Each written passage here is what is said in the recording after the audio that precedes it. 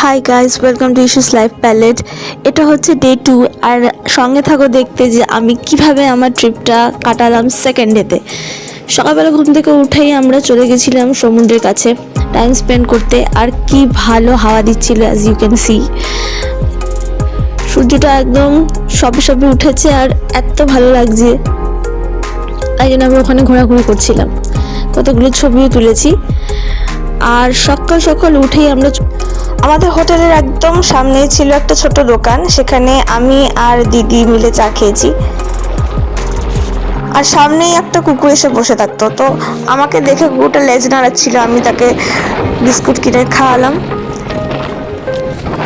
আর এগুলো হচ্ছে আমাদের ওখানে কাটানো খুবই সুন্দর ভালো মুহূর্ত।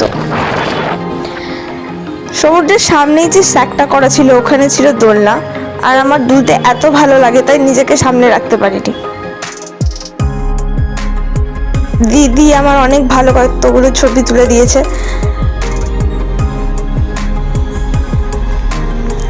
এই ট্রিপটার প্রচণ্ড প্রয়োজন ছিল, আমরা সবাই বিভিন্ন কাজে ব্যস্ত থাকি, তো উইকেন্ডে এরকম টুক করে 1-2 দিনের জন্য ঘুরে আসতে ভালোই লাগে।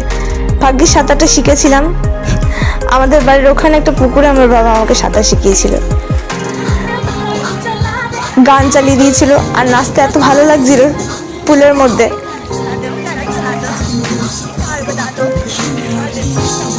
খুবই মজা করেছি।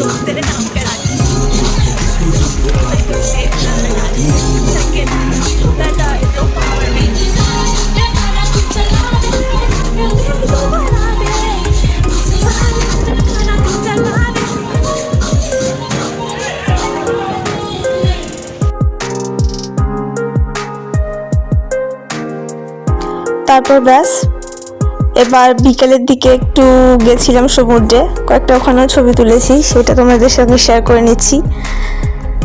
খুবই ভালো লাগছিল এই ট্রিপটা, প্রচণ্ড প্রয়োজন ছিল। আর হ্যাঁ, এইবার বাড়ি ফেরার পালা, প্রচণ্ড স্যাড লাগছিল, কিন্তু বাড়িতে ফিরতেই হবে।